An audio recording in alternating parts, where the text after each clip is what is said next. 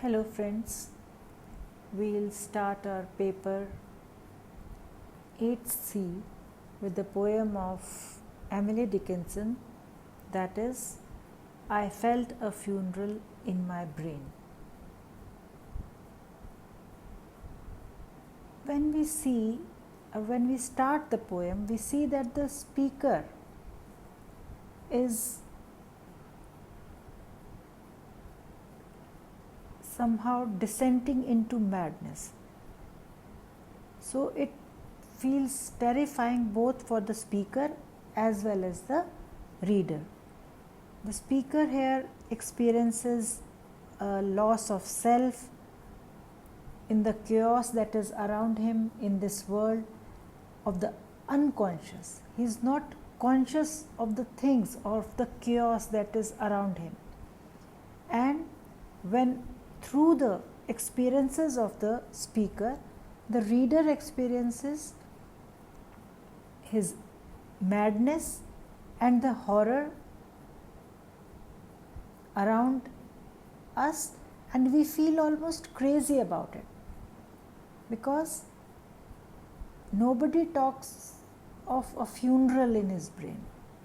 In this way, we can say that it's a sort of madness, a sort of craziness of the speaker that horrifies us, that makes us mad and go crazy about it.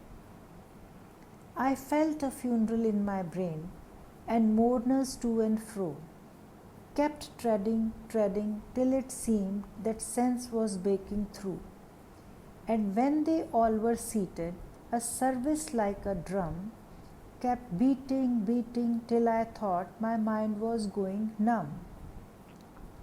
And then I heard them lift a box and creak across my soul with those same boots of lead. Then space began to toll, as all the heavens were a bell, and being but an air, and I and silence some strange race wrecked solitary here. And then a plank in reason broke, and I dropped down and down, and hit a world at every plunge, and finished knowing then. So when we go through the poem, we visualize that the poet or the speaker is thinking about his own death or someone else's death, and the scene is all like a coffin which is lowered down into the ground, and where the last nail or the last plank of wood is placed on the coffin, and everything, he feels the numbness of the death. So we can see that Dickinson here is using the metaphor of a funeral to represent the speaker's sense that a part of her is dying. Means though she is alive, but something inside her is dying, some sense is, because of the chaos around the world, something inside her is dying. That is, her reason is being overwhelmed by the irrationality of the unconscious. So a funeral is an sort of appropriate image for this ordeal, which is going inside the mind of the speaker. The most obvious connotation with the funeral is death. We all know that when we talk about funeral, it is related to death. And also a funeral is like a formal event where rules and procedures are followed and suggest control and order. Means everything is done according to the fixed rules, fixed customs, and are in a proper manner. The control and order show are implicit in a funeral contrast ironically with the lack of control and the loss of rationality that threatened the speaker. Means the situation of the funeral is in total control because it is followed by some regulations, some customs, but On the other hand, the mind of the speaker is totally out of control because it has lost all its rational being and the rationality, and it is threatening the speaker. In addition to this, the funeral also marks the passage from one stage to another, means from this world to the another, means life to death, which is like a parallel to the speakers passing from one stage to another, that is from sanity to insanity. So there are lots of parallels throughout the poem.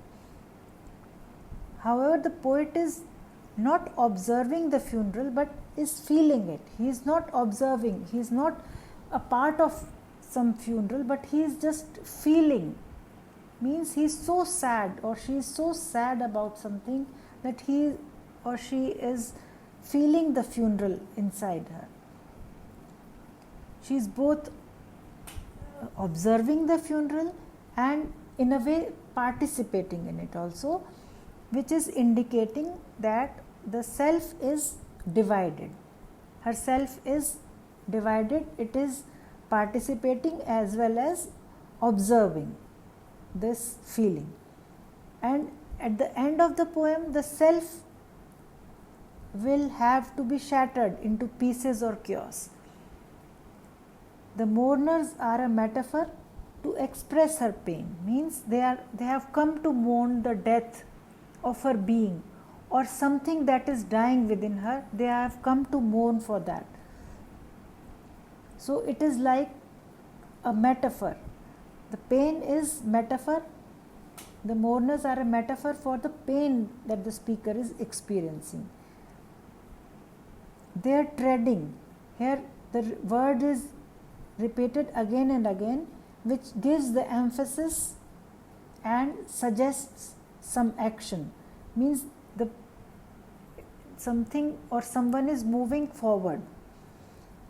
This indicates a pressure that is pushing the speaker down into the bottom of the earth. The speaker here has a momentary impression that reason means the senses are escaping or being lost. The speaker fully knows that she is losing her senses, or she is not, her rational or her rational being is not at work, but she is not able to control herself. Everything is out of control. The pressure of the treading is reasserted with the repetition, beating again and again. The words that are repeated in a poem give the stress on something. They reassert something. The poet is trying to stress at something. That's why they use repeated words again and again. This time her mind, the source of reasoning, goes numb, a further deterioration of her condition. We can here trace the speaker's loss of rationality in the stanzas 3 and 4. The last two lines of the stanza 4 give us the total picture of the condition that the speaker is going through. She sees herself as wrecked, solitary, means she is feeling so lonely. Her descent into irrationality separates her from other human beings and making her a member of some strange race, means she feels left out, or she feels that she is different from everyone. Her alienation or her loneliness and inability to communicate are indicated by her being enveloped by silence, because she is totally living inside her. She is not sharing anything, so she is feeling lonely and she has enveloped silence. In the last stanza, Dickinson uses the metaphor of standing on a plank or board over a precipice, which describes the speaker's descent into irrationality, means she crosses a stage. In other words, her hold on her senses or her rationality was so insecure that just as standing on a plan would feel insecure. She falls past worlds which may stand for her past. In any case, she is losing her connections to reality. Her descent is described as plunges to drop something or to jump into something, suggesting the speed and force of her fall into some psychological chaos or some mental condition. The last word of the poem we see is then, which means that it does not finish or end her experience, but it leaves it open for us also and opens the door for the nightmare and horrors of madness for the speaker too. So the poem does not end with this, and it is a sort of suspense for the reader that what is going through the mind of the speaker after this. Thank you.